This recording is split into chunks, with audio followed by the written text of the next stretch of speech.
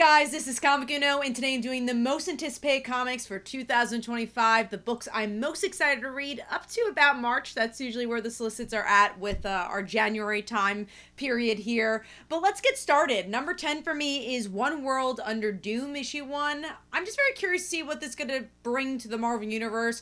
Obviously, it's very connected to the Fantastic Four movie that's coming out this year. Most likely is coming out because of the MCU more than the Marvel Universe, but I'll never say no to a Fantastic Four event because it's been such a long time since the Fantastic Four has been an important element to Marvel, and I'm excited about that aspect. Moving on to number 9, which is Ultimate Wolverine issue 1. I've been enjoying the Ultimate Universe and seeing where it's building towards. I already know Kitty Pryde's gonna be in this book, so I know I'm just excited for that and what type of character she's gonna be in the Ultimate Universe. How is this Wolverine different than any other Wolverine that we've seen? We've seen many alternate universe versions of the character. And especially because X-Men, the series, is so different than what I think this is going to be. I just want to see where the puzzle piece kind of fits it all. Moving on to number 8, which is Green Lantern Fractured Spectrum and Green Lantern Corps. The reason I put this together is that they do feel very hand in hand of where the Green Lantern universe is going to go, from the Hal side of stuff to the other Green Lantern Corps.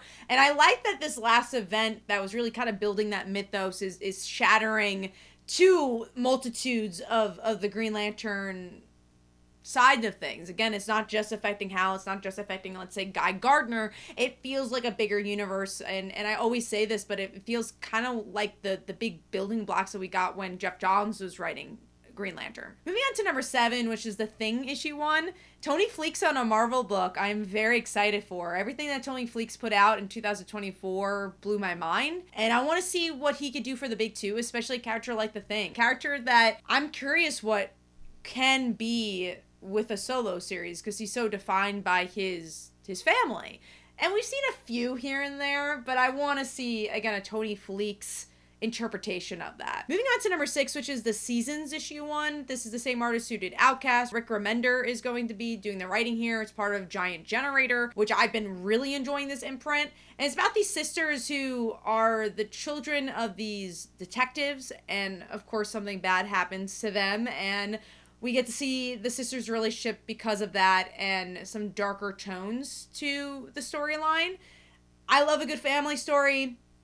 I really like whatever Rick Remender touches, so I'm stoked for this one. Moving on to number 5, which is Superman Lex Luthor special. I really enjoyed that Lois Lane one. I feel like it did everything what a one-shot should do. Get you excited for what's going to happen in the series without it feeling like you necessarily have to read the one shot to understand what's going on in the actual book. And I expect the same thing with Lex Luthor, and I feel like Joshua Williamson has done such a beautiful job at developing these villains, making them feel like they're going somewhere and not doing the same thing over and over again with them. And it almost feels like a redemption arc for Lex Luthor, but he's Lex Luthor, so you know something's gonna be up by the end. Moving on to number 4 is Magik. It's a character I've always wanted to get into, honestly. I've always wanted to love Magik. And this is her first solo series. I believe that she's had mini-series, but never an ongoing book. So we're finally getting to see that. And I want to see what springboards to why she needs an ongoing book. Moving on to number 3 is Absolute Flash. I've been enjoying every single Absolute title, so I want to, of course, see that expand. And it's Jeff Lemire. Jeff Lemire back to DC Comics, back on a superhero book, being able to tell his own twist, his own character story. I love Jeff Lemire. I love his indie books especially, too. So I want to see him again with the big two and see what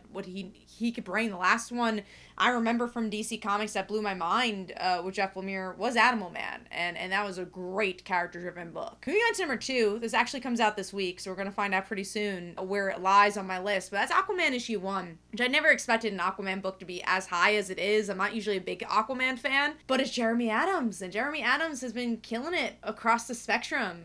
I use spectrum because of Green Lantern.